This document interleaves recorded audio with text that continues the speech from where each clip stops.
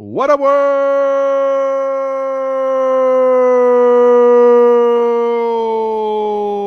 Welcome to another episode of the Ocho, presented to you in partnership, as always, with SB Nation's bloggingtheboys.com. My name is RJ Ochoa. You know me, of course, from my years, your humble host on the Ocho, and from all across the Blogging the Boys universe. Today is Thursday, the third day, March the 7th, 2024. We hope all is well wherever you are. We hope you're happy, safe, healthy, and that you are ready for the results from 1 week from today. That is, of course, because this time next week, we will be in the middle of free agency across the NFL. We have a lot of things to pay attention to as they relate to the Dallas Cowboys. But before we go any further, I have to let our YouTube audience know that what you're watching right now is available as a podcast on the Blog of the Boys Podcast Network. The podcast audience, this is kind of par for the course for you. This is an episode of the Ocho that I am recording to also throw up on the YouTube channel. We talk about, this is the time of year where there are some conversations that we have to have, and I know some of you only check out one. It would be great if everybody checked out everything, but we want to make sure that we touch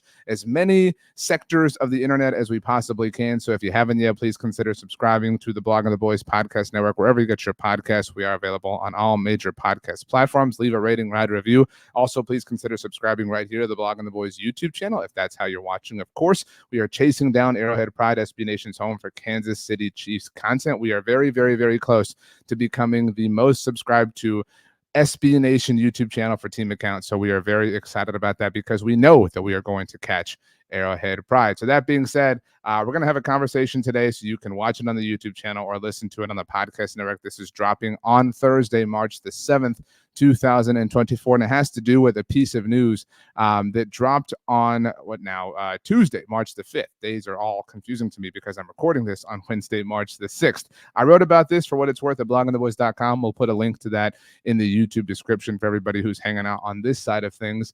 You may have heard or seen or whatever heard or seen our latest Blocking the Boys roundtable, where we discussed a wide variety of things. But during the show, it was reported that the Dallas Cowboys were picking up, actually right before the show, they were picking up Micah Parsons' fifth-year option. And there was a bit of controversy surrounding Micah Parsons' fifth-year option and the position that the Dallas Cowboys were going to be designating him as. We're about to unpack that because we finally, at long last, have the answer. We speculated during the roundtable about how if the Cowboys made a conscious decision to save $2.7 million against Micah, that would not exactly have been, we'll call it a wise decision in the long run. Thankfully, that is not the case. I do want to shout out Dave Halpern, the founder of Blogging the Boys, who on Tuesday night, he and I were talking about this and trying our best to kind of figure out what exactly this was. Dave ultimately cracked the code, but ESPN's Todd Archer confirmed it for all of us on Wednesday. So, okay, let's kind of lay things out for anybody who has no idea what we're talking about here. I've explained this before, but 30,000-foot perspective so you can catch up. When players are drafted in the NFL, they have contracts that are 4 years long. Every rookie contract is a length of 4 years. However, if you are a first-round draft pick, obviously Micah Parsons was, the Cowboys took him 12th overall in 2021, you have a fifth-year option, which a team can exercise prior to you beginning your fourth season. So Micah has finished his third season in the NFL, third season with the Dallas Cowboys, and the Cowboys have to decide, or had to decide, whether or not they wanted to pick up his fifth-year option. That fifth year is a much closer to the market value relative to the position that the player plays, because the rookie wage scale is such that players upon being drafted into the NFL are not making anywhere near what players at their positions are in terms of the most expensive players in the NFL. I hope all of that makes sense. So that being the case, it was obvious really from November of 2021, that Dallas was going to be picking up Micah Parsons' fifth-year option here in 2024.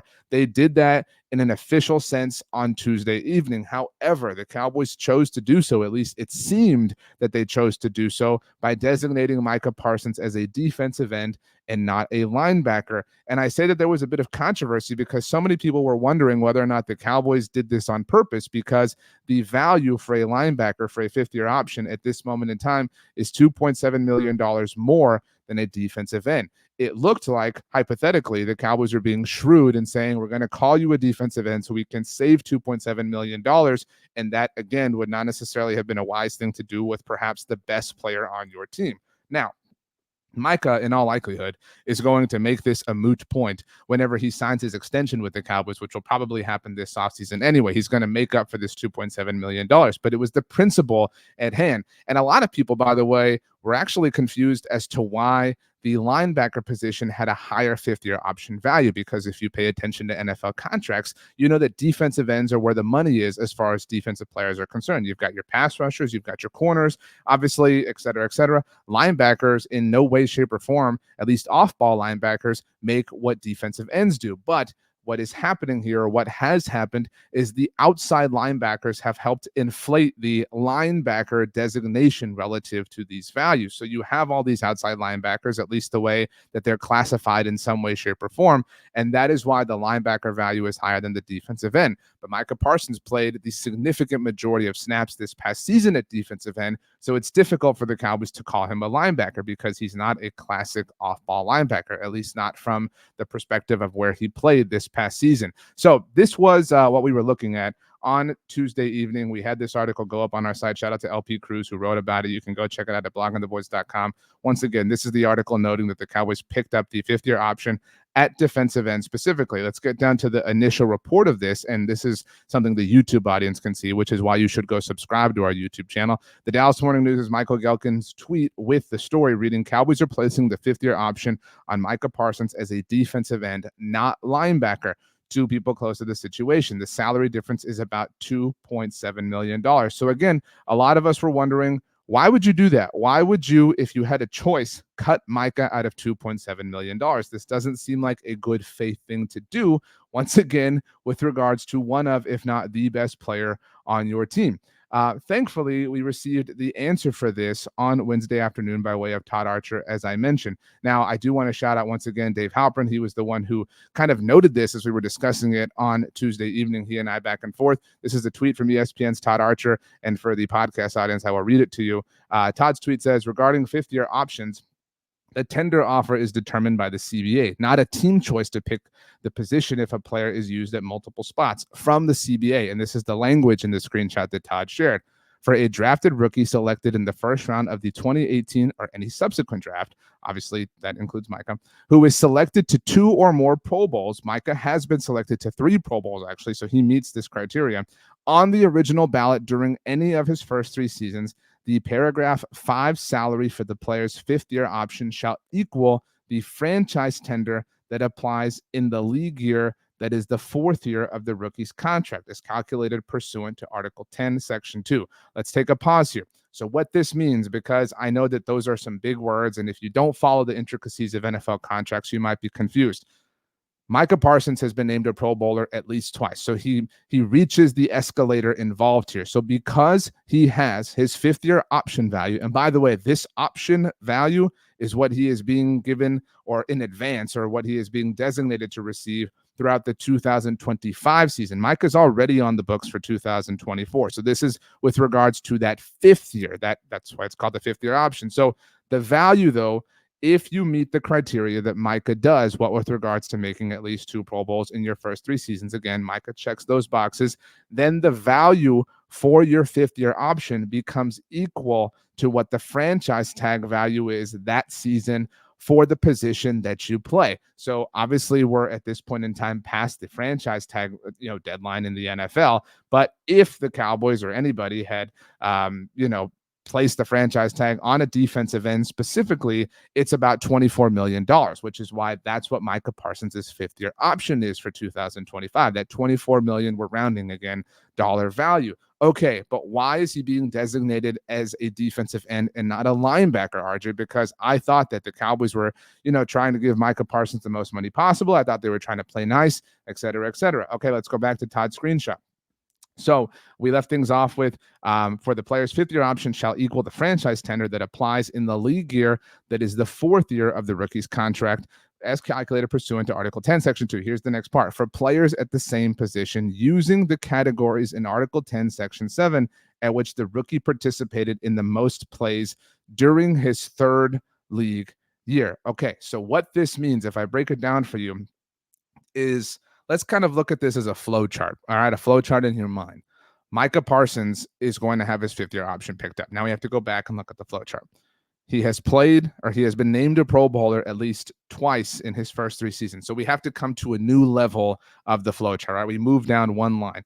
And now that we're in here, his 5th-year option becomes what the franchise tag value is for his position. So now we're on this next part of it, right? So we're at the franchise tag value. But now, because we're at this franchise tag portion of the flow chart, what he is paid is not a choice by his team. What he is paid is where he played the majority of snaps in the most previous season. So now we're talking about the 2023 season here, right? And in the 2023 season, Micah played the overwhelming amount of snaps as a defensive end, not as a linebacker, at least the way the NFL defines linebacker here, which again is outside linebacker. They have these weird kind of qualifiers. We talked about that during the roundtable with the Pro Bowl and things like that. So this was completely and totally out of the Cowboys' hands. It was not their decision. They just decided to pick up the option, and then the flow chart kind of followed itself and determined what the value is for Micah Parsons on that 5th-year option for 2025, which once again is approximately $24 million. I have certainly had some words for how the Cowboys have operated this offseason, and we'll definitely have some more words as we move further and further throughout it all. But you cannot kill them for this. This was not the Cowboys nickel and diming Micah Parsons. This was not the Cowboys trying to be cheap. This was not the Cowboys trying to save $2.7 million. This was not the Cowboys trying to be pedantic or be literal or play semantics or anything like that. This was simply a matter of the language within the CBA and what it mandated Micah Parsons to be paid, and more specifically, how it demanded that Micah Parsons be listed as a defensive end because of where he played in 2023. If you want to blame anyone, and I think it would be ridiculous, but if you want to blame anyone, I guess you could blame Dan Quinn, because he's the person who played Micah Parsons as the defensive end throughout the majority of the time. But it's not necessarily something that requires blame, or it's definitely not something that requires blame in any way, shape, or form. It's just the weird, wonky language. This doesn't happen all too often, obviously, in the NFL, because you generally do not have players who are elite at multiple positions in the way that Micah Parsons is. Jadeveon Clowney had a similar situation with the Houston Texans. Danny Phantom noted on the roundtable that Byron Jones had a similar situation, what with the safety corner designation. Jimmy Graham's kind of the poster boy for this discussion, what with how he wanted to be paid and be paid reflective of wide receiver money because of where he lined up, how he lined up in the slot, not necessarily as a tight end off the line of scrimmage. So there are some, examples in the past that you can point to, but this is really just an unfortunate, not even coincidence, just an unfortunate result that Micah is losing out on that $2.7 million. Now, I would assume that once again in contract negotiations, the Cowboys would find a way to make up for those $2.7 million because of the weirdness of the situation. But that's a conversation for a different day. We felt this was an important topic to obviously address, not just on the Ochoa on the podcast, but here on the YouTube channel, because there was some discussion, some fair assumption, it would stand to reason, that the Cowboys did make this choice, because that has generally been the way that things like this have happened in the past in the NFL, what with the players that we've mentioned as different examples. But thankfully, this was not anything that carries any sense of drama or any sense of intrigue. This is just kind of following the flow chart, the sequence. All right, so this means this, that means that, that means this means that, and here's where we are. Here's Micah's value. He's a defensive end, 2025 option picked up, so on and so forth. Now go get to work on the extension. Thank goodness it was not a bigger deal than that. But once again, with this now behind us, we can really kind of focus squarely on free agency. We now know that Micah Parsons will not be entering the final year of his contract with the Dallas Cowboys. That was never going to be the case, but thankfully it is now a literal truth that he is under contract through the 2025 season. The Cowboys, of course, have to take care of him relative to a contract extension. That is something they do have some time to wait on, because the most pressing matter at hand is obviously the Dak Prescott extension, which we've been talking about over and over and over and over again over the course of the last, I don't even know at this point in time, whether or not we have an answer by Wednesday or by Tuesday, by Monday, obviously remains to be seen. For what it's worth, I'm recording this on, as I mentioned, Wednesday, March the 6th, and it is 1:41 p.m. Central Standard Time. I'd be lying if I said that I wasn't hoping for this to not happen at some point on Wednesday, because if it does, if it does happen later on today for me in real time, this video and this conversation that you and I are having right now will never see the light of day, because I'll have to delete it and have an entirely different one and talk exclusively about the Dak Prescott thing. But I remain, I would say convinced, but I remain of the opinion, like a lot of our roundtablers on Tuesday night, that an extension will ultimately get done between the Cowboys and Dak Prescott before Wednesday, before the new league year officially begins.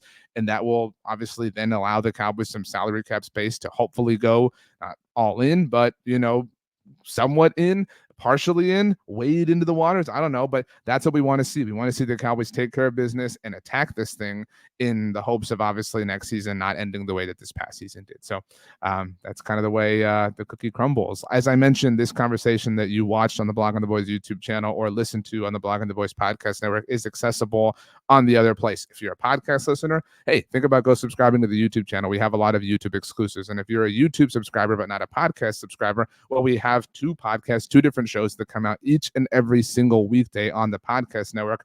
I'm on shows that drop on Tuesday. That's the Blog on the Boys Roundtable. On Wednesday, the NFC East Mixtape, which is accessible, by the way, here on the YouTube channel, as is the Roundtable, obviously. On Thursday, this show, the Ochoa, which in some instances, and a lot of instances, we do put up here on the YouTube channel as well. I'm on different podcasts as well, on the SB Nation NFL show on Monday. I'm on Monday Football Monday. On Friday, I'm on TGI Football. And every day, I'm on the radio at 94.1 San Antonio Sports Star, where we obviously talk a lot of Cowboys. So I drink a lot of tea with a lot of lemon to make sure that my voice doesn't fall apart the way it did this past November. That was a rough time to be me, if all of you recall. But I'm very happy that this was not a dramatic thing. I'm very happy that there's no, kind of anything that we have to add to the pile of worry that we're obviously experiencing, that we have been experiencing this offseason as Dallas Cowboys fans. So thankfully, this is not an elephant in the room. This is just oxygen in the room. It's invisible. And we don't have to see it. We don't have to worry about it. It's just oxygen that inhabits the same room that we do. I never thought I'd talk about oxygen here, but there's always a first for everything. So let's go ahead and get out of here. Once again, I did write about this. You can read more on the subject at blogontheboys.com. We will toss the link down in the description below for the YouTube audience. For the podcast audience, I don't know, maybe give it a Google. You can or check out blogontheboys.com, or you can follow me on Twitter, Instagram, or Threads. I am at RJ Ochoa. I'm on TikTok at rj.ochoa because the joke I say all the time, that username RJ Ochoa was taken on TikTok when I first created my account. So I had a video that went up on Wednesday about this subject as well. It was much smaller, much shorter, because that's the way those platforms work. You know how it is. You gotta create content in a number of different ways. But if you ever miss any kind of article or any kind of thing, my social media serves as kind of a general hub for everything that we do. So let's go ahead and get out of here. Later on today, on Thursday, on the podcast network, you have a new episode of Riled Up. So look forward to that. Look forward to that, YouTube audience. If you're a new subscriber, Tom Ryle and Roy White will be with you. And let's keep on going. Let's light this candle. Free agency begins next week, and we have a whole lot of fun that we're hopefully going to be having, or a whole lot of raging that we're going to be doing with you throughout the entire Blog on the Boys universe. So we'll see how that all ultimately unfolds. Thanks so much for hanging out, everybody. We will see you next time, as we say on the podcast side of things, to close each and every single episode out. I hope you have the best day ever. I hope you have the greatest day of all time. You know why? Because you deserve it. We will see you mañana, my friends. As always, go Cowboys, and peace out.